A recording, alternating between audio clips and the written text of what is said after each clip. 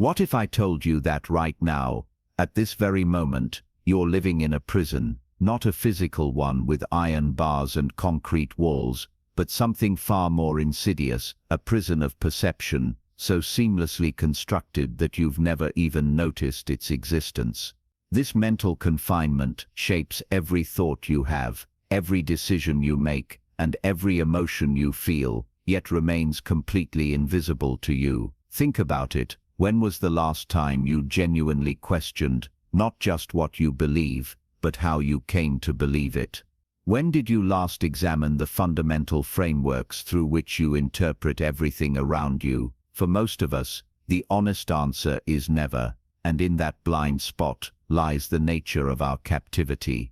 Plato, the ancient Greek philosopher, understood this prison better than anyone. Over 2,000 years ago, he crafted what might be the most profound metaphor for human existence ever conceived, the allegory of the cave. But rather than simply recounting his allegory, I want to reveal how this ancient wisdom illuminates the modern mind, forged manacles most of us never realize we're wearing. A renowned neuropsychologist once stated, "Most people would rather die than think, and many do." This isn't hyperbole. The unwillingness to examine our mental frameworks doesn't just limit our potential, it fundamentally constrains our experience of reality itself. We don't see things as they are, we see them as we are. Consider how your smartphone subtly shapes your perception of the world. Every notification, every curated feed, every algorithm-selected piece of content doesn't just inform you, it forms you. It constructs neural pathways that determine what you notice and what remains invisible to you. Yet how often do you step back and recognize this influence? The technology we believe serves us has in many ways become our master, determining the boundaries of our mental landscape without our awareness. The most frightening aspect of this confinement isn't the limitations themselves, it's our complete blindness to them.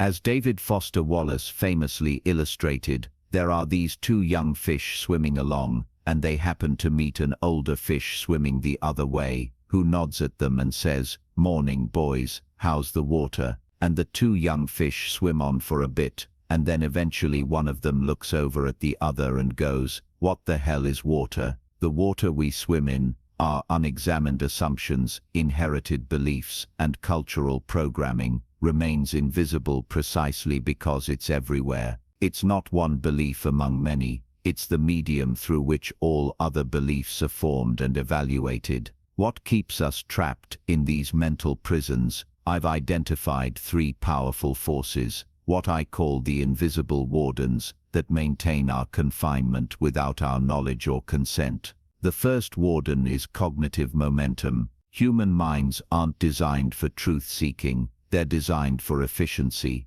Once our brains establish neural pathways for interpreting reality, altering those pathways requires enormous energy. This creates a powerful inertia that keeps us thinking along familiar lines, even when those thought patterns no longer serve us or accurately represent reality. A cognitive neuroscientist explained it to me this way: your brain operates on the principle of minimum viable awareness. It constructs just enough of a model of reality for functional navigation, then filters out anything that doesn't fit that model. This efficiency serves us well for basic survival, but catastrophically limits our access to deeper truths.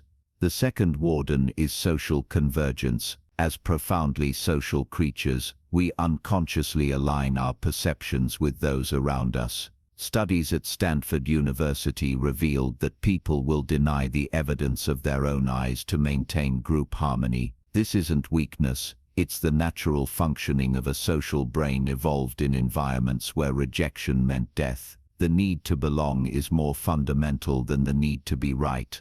A social psychologist once explained to me, when forced to choose between social acceptance and accuracy, most people's minds will automatically sacrifice accuracy without them even realizing it's happening. The third warden, perhaps most powerful of all, is existential terror. Confronting the limitations of our mental frameworks isn't just intellectually challenging, it's emotionally devastating. Our sense of self is constructed from the very beliefs and perceptual patterns that constitute our prison. Questioning them feels, at a neurological level, like death.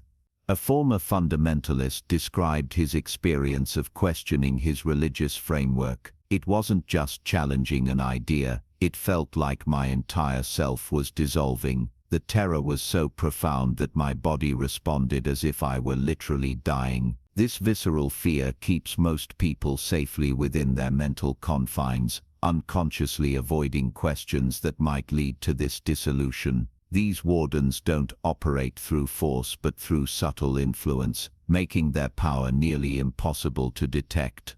They don't prevent you from thinking certain thoughts. They shape which thoughts feel natural, comfortable, and obvious, and which feel threatening, uncomfortable, or simply don't occur to you at all. Our mental prisons aren't haphazard constructions. They have distinctive architectures, built from specific materials and following recognizable patterns. Understanding these structures is the first step toward liberation. The foundation of every mental prison is language itself. The words available to you literally determine what you can think. As linguist Benjamin Lee Whorf demonstrated, people who speak languages with different structures perceive reality differently, not as a matter of opinion, but as a matter of what their consciousness can access. A polyglot friend once shared, "When I think in Japanese versus English, I'm not just translating, I'm accessing different parts of myself and perceiving different aspects of reality. Each language creates possibilities while foreclosing others.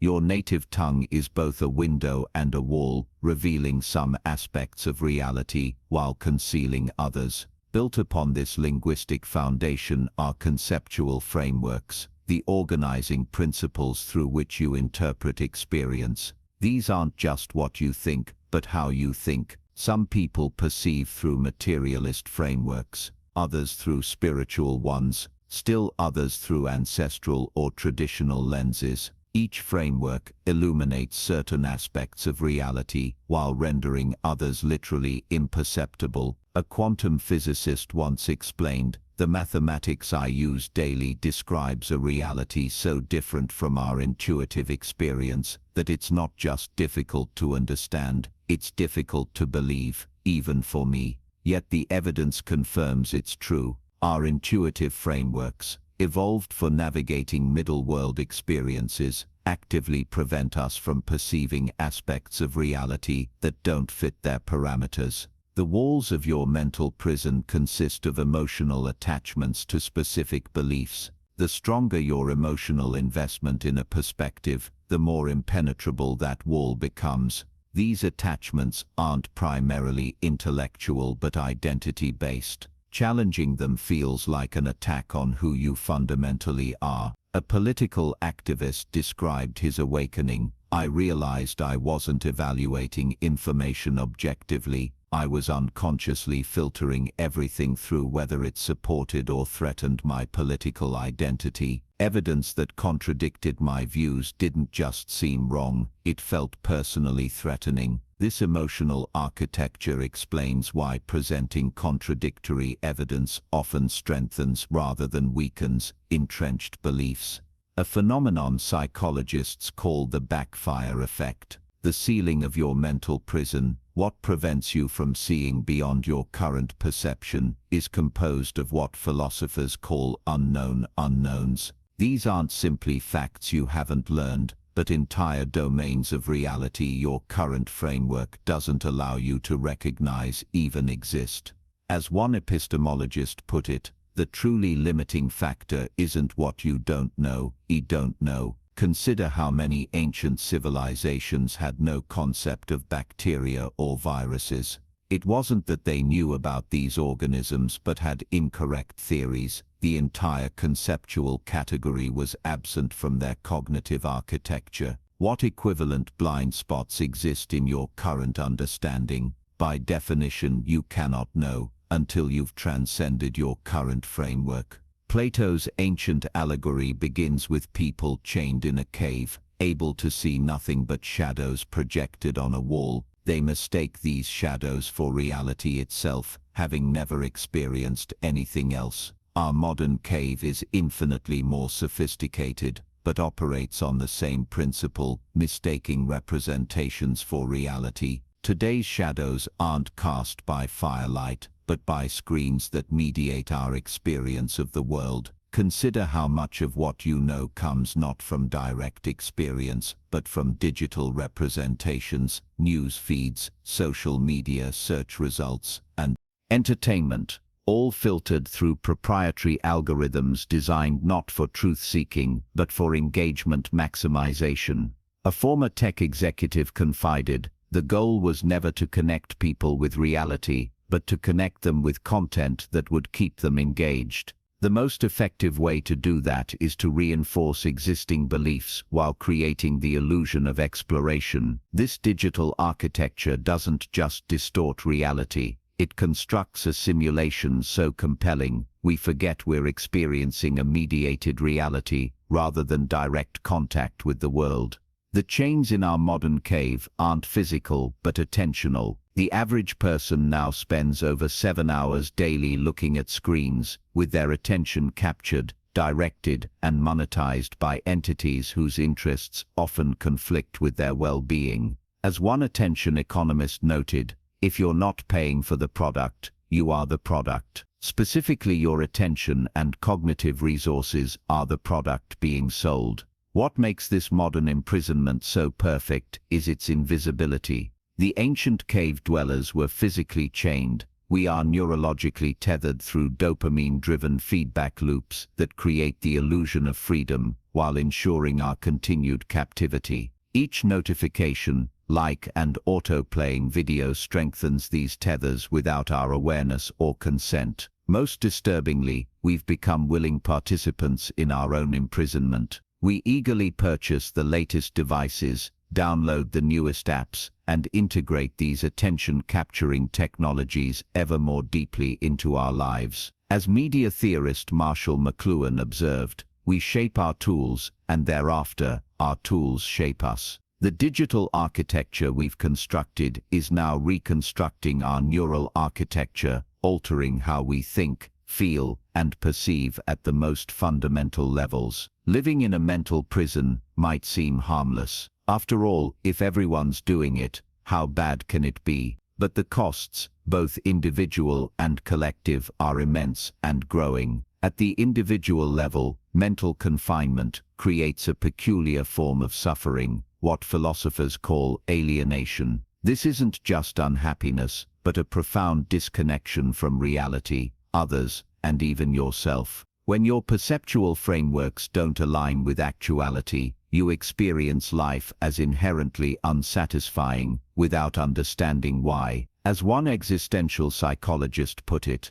depression is often the mind's response to living according to maps that don't match the territory. A former executive described his experience, "I had achieved everything society told me would bring fulfillment, wealth, status, power, yet I felt hollow, like I was living someone else's life. Only when my mental frameworks collapsed during a personal crisis did I realize how confined my perception had been." This alienation manifests as the epidemic of meaning deficiency plaguing affluent societies. People have comfort, but lack purpose, connection, and authenticity. At the collective level, society itself becomes dysfunctional when composed of people living in incompatible mental realities. Political polarization isn't just disagreement about solutions, but fundamental divergence in how people perceive reality itself. As one conflict resolution specialist explained,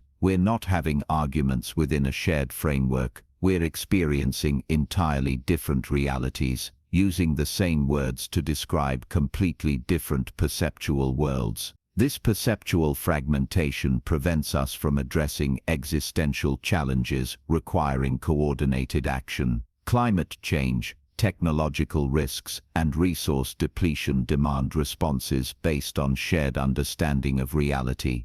When perception itself becomes polarized, collective action becomes impossible, threatening civilization's sustainability. Perhaps most troublingly, mental confinement prevents authentic human connection. True relationship requires genuine presence, the ability to perceive another person as they are, rather than as a projection of your own frameworks. As Martin Buber observed, most interactions remain at the level of I, it, rather than I, thou. We relate to projections rather than persons. This explains the paradoxical loneliness many experience despite unprecedented technological connectivity. The ultimate price of continued confinement may be the stunting of human potential itself. As Maslow and other developmental psychologists documented, human consciousness can evolve through multiple stages, each transcending the limitations of the previous while integrating its strengths.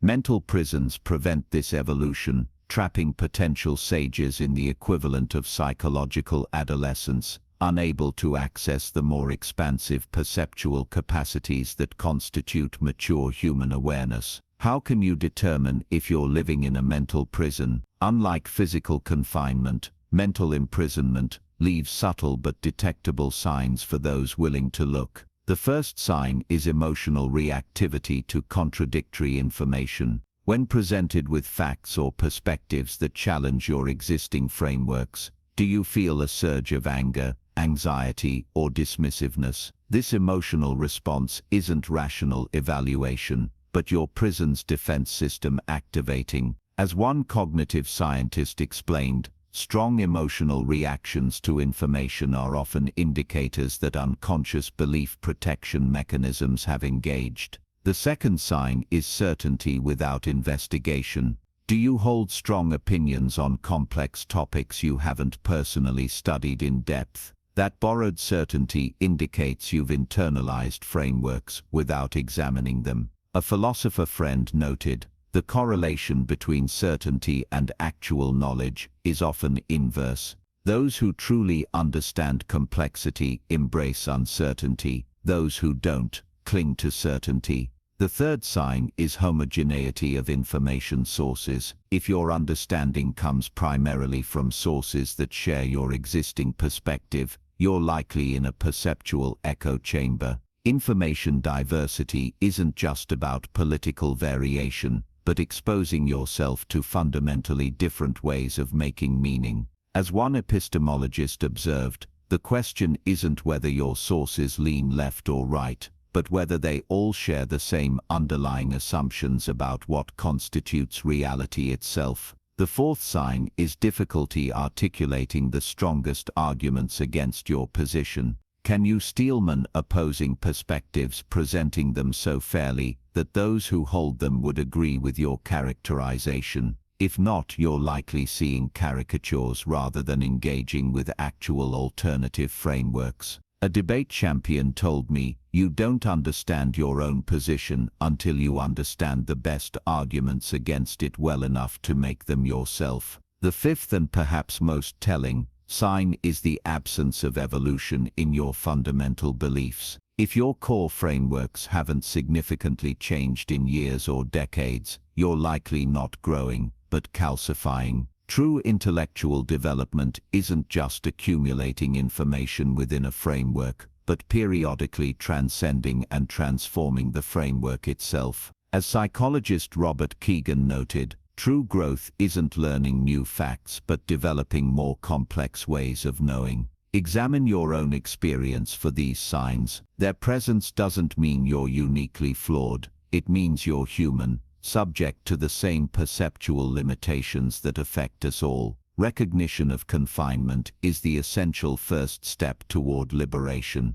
Plato didn't just diagnose our imprisonment, he prescribed a pathway to freedom. While his original allegory focused on philosophical education, the underlying principles can be adapted for modern minds seeking liberation from contemporary confinements. Isn't to decide which side is absolutely right, it's to understand how each perspective reveals different aspects of justice that need integration.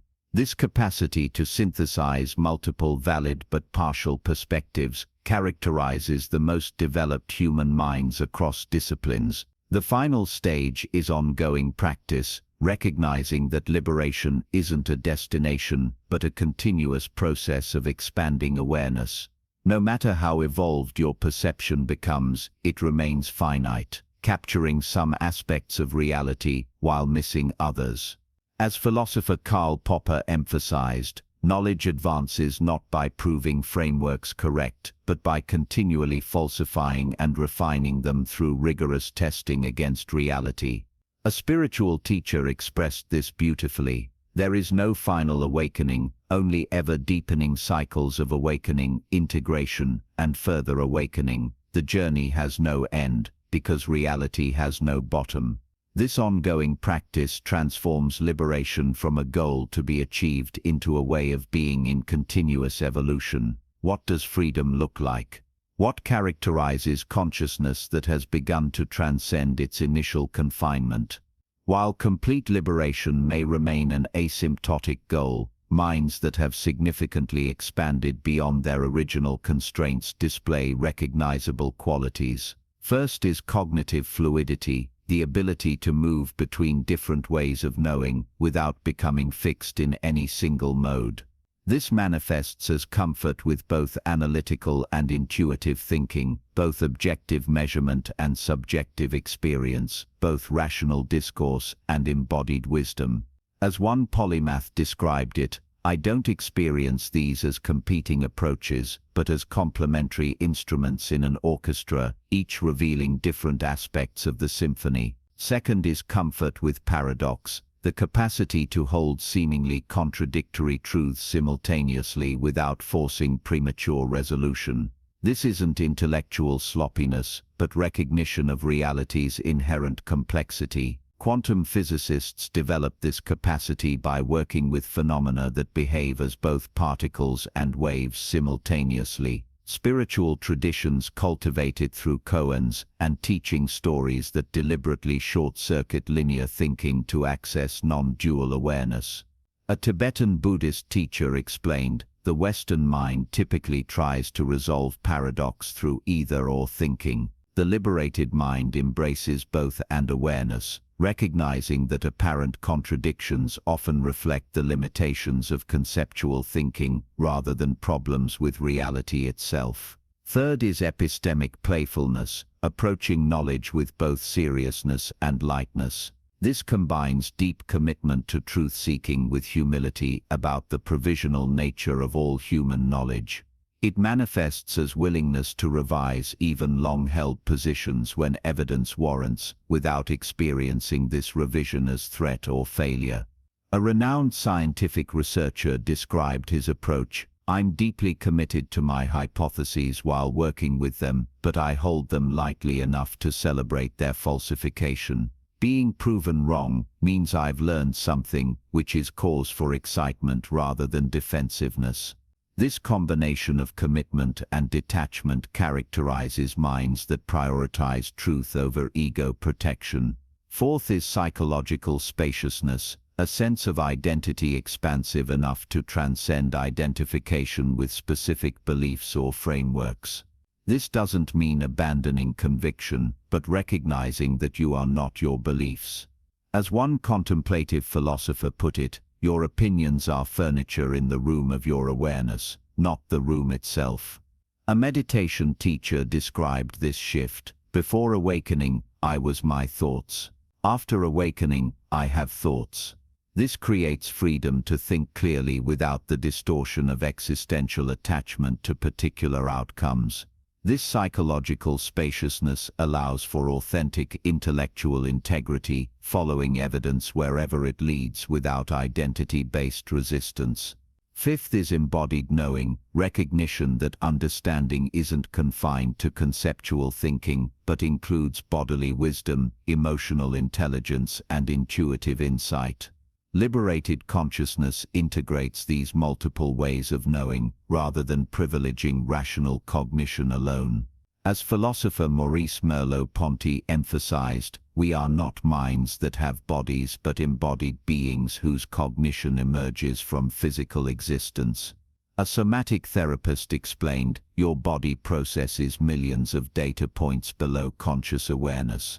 Learning to access this embodied wisdom doesn't bypass rationality, but complements it with information unavailable to conceptual thinking alone. This integration creates knowing that's both more comprehensive and more reliable than purified rationality or raw intuition in isolation. These qualities aren't exotic or mysterious, but natural expressions of consciousness freed from unnecessary constraints.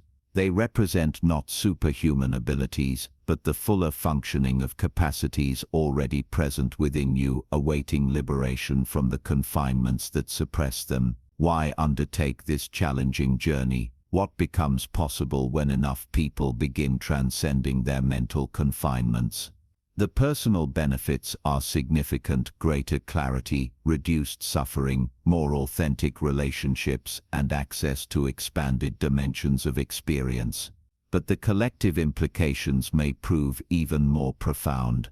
Many of humanity's existential challenges result from fragmented perception, our inability to recognize interconnection between phenomena, our limited frameworks categorize as separate, economic systems that ignore ecological impacts, technologies developed without ethical foresight, social policies that address symptoms rather than systemic causes, all reflect this fragmentation. As physicist David Bohm noted, thought divides everything up into fragments. That's how thought works. But reality is whole. A sustainable civilization requires integrative awareness, capable of perceiving complex interdependencies and making decisions that account for systemic impacts across traditionally separated domains. As one systems scientist expressed it, the key predictions that will determine humanity's future lie not within any specialized discipline but in the interplay between them, precisely where our fragmented expertise leaves us blind. Beyond sustainability lies the possibility of human flourishing, societies organized to facilitate development of our highest potentials, rather than merely satisfying basic needs or manufacturing artificial desires. Developmental psychologists like Claire Graves, Robert Keegan, and Suzanne Cook-Greuter have mapped the further reaches of human possibility, documenting capacities for meaning-making, ethical reasoning, and perspectival sophistication far beyond conventional adult development. A developmental researcher shared her finding: most adults stop developing at conventional stages, not because they've reached the limits of human potential, but because their social environments neither demand nor support further growth. Creating conditions that facilitate continued development could unlock collective intelligence and compassion currently unavailable to societies composed primarily of minds confined to conventional perception. Most profoundly, liberation from mental prisons may enable genuine communion, a connection that transcends the limitations of egocentric consciousness. As philosopher Martin Buber observed, authentic thou relationships become possible only when we recognize the other not as an object within our perceptual framework, but as a distinct center of consciousness with whom we share reality. This authentic meeting cannot occur between minds trapped in rigid frameworks that objectify everything they encounter. A spiritual teacher described this possibility: when two people meet beyond their conceptual prisons, something emerges that transcends both individual consciousnesses while excluding neither. This communion is what all humans ultimately seek, though most look for it in places it cannot be found. This quality of connection, simultaneously transcendent and immanent, universal and deeply personal, represents what religious traditions have variously termed salvation, enlightenment, or awakening. You stand now at a choice point. Having glimpsed the nature of your confinement, will you retreat to the familiar comfort of limitation, or will you embark on the challenging but rewarding journey toward greater freedom? The path of liberation isn't easy. It requires courage to question what you've always taken for granted, humility to recognize how much remains beyond your current perception, and persistence to continue when the journey becomes disorienting. As philosopher Søren Kierkegaard observed, there is nothing with which every man is so afraid as getting to know how enormously much he is capable of. Yet the alternative, remaining confined in increasingly dysfunctional mental models while pretending to see clearly, ultimately creates greater suffering than the challenges of growth. As psychiatrist R.D. Liking put it, the range of what we think and do is limited by what we fail to notice. And because we fail to notice that we fail to notice, there is little we can do to change until we notice how failing to notice shapes our thoughts and deeds.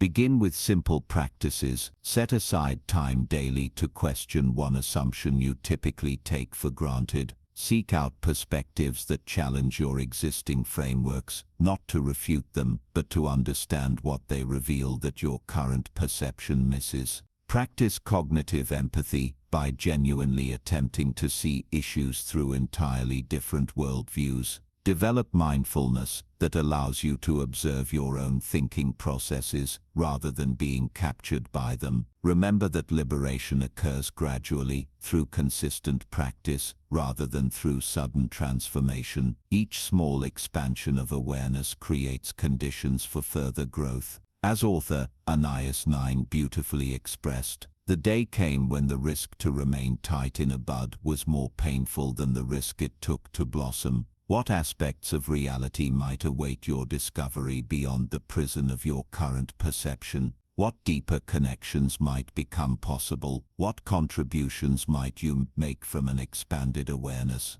What would it mean to perceive yourself, others, and the world, not through inherited limitations but through progressively liberating clarity? If something in this perspective has shifted your understanding, share it with someone else who might benefit. After all, individual liberation ultimately leads toward collective awakening, a humanity capable of perceiving and responding to reality with wisdom rather than reactivity, with compassion rather than fear, with creativity rather than repetition of established patterns. What mental prison might you be living in without realizing it? What beliefs feel too sacred or obvious to question? What would happen if you temporarily suspended these certainties and looked at life through entirely different eyes? I'd love to hear your experiences with questioning your fundamental assumptions in the comments. Your journey might be exactly what someone else needs to hear to begin their own path to freedom.